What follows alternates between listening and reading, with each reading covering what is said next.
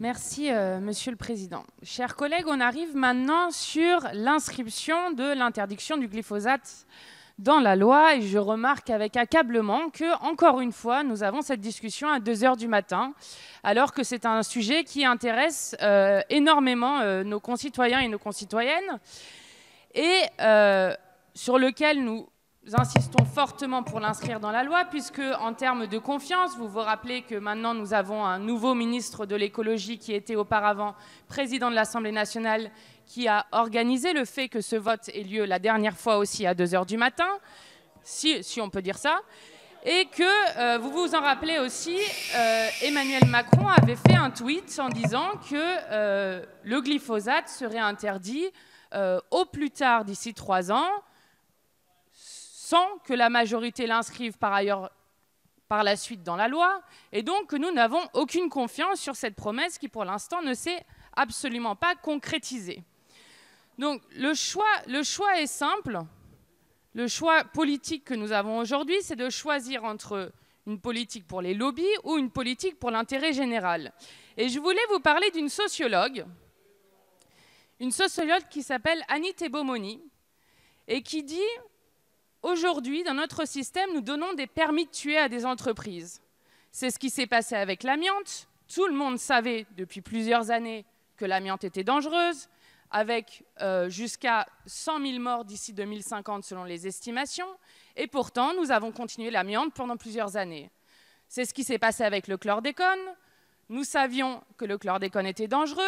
Pourtant, nous l'avons continué longtemps. Et d'ailleurs, il y a quand même des similitudes avec ce débat, puisque quand finalement il a été question de l'interdire, on a donné 3 ans parce que les producteurs de bananeraies expliquaient qu'ils ne pouvaient pas faire autrement, qu'il n'y avait pas d'alternative, ce qui ressemble quand même étrangement à ce débat, et qui arrive à quelles conséquences aujourd'hui? Des sols contaminés pendant 700 ans, des Antillais qui ne peuvent pas avoir une culture vivrière puisque tout ce qui est cultivé dans le sol est empoisonné, et quand même des Antilles qui ont le plus fort taux de cancer de la prostate au monde.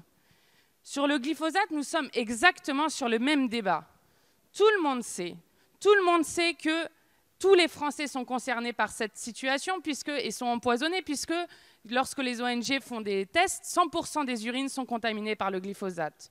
Tout le monde sait que c'est classé comme cancérogène probable par l'OMS, et avec l'affaire autour de Monsanto et des scientifiques qui ont été payés pour dire que le glyphosate n'était pas dangereux, et dont on sait donc que c'est les études qu'on nous brandit pour nous dire on ne sait pas bien si le glyphosate est dangereux ou non. Tout le monde sait aussi que le glyphosate n'est pas utilisé seul, et donc il est associé avec d'autres composés qui renforcent son action, menant à des effets cocktails dont l'impact sur la santé serait de 10 à 1000 fois plus toxique.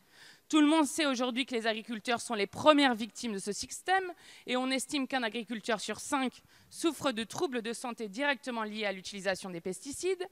Et tout le monde sait aussi dans quelle crise est la biodiversité aujourd'hui. On parle de 6e extinction de masse des espèces, on parle mon collègue François Ruffin en a parlé tout à l'heure, par exemple en 30 ans, de 30% des espèces d'oiseaux des milieux agricoles qui ont disparu. Et donc, le glyphosate est aujourd'hui, alors ça pose la question de tous les pesticides en général, mais le glyphosate est aujourd'hui le symbole d'un système agricole à bout de souffle. C'est pourquoi nous voulons que son interdiction soit inscrite dans la loi. Nous vous demandons, Monsieur le ministre, si vous allez continuer à donner à Monsanto et à Bayer des permis de tuer, parce que c'est ça aujourd'hui qui se passe, et nous vous demandons si enfin nous allons inscrire l'interdiction du glyphosate dans la loi pour enfin aborder et amener la transition agricole dont nous avons toutes et tous besoin, y compris pour les agriculteurs en premier lieu, et arrêter de bloquer notre avenir de cette façon. Je vous remercie.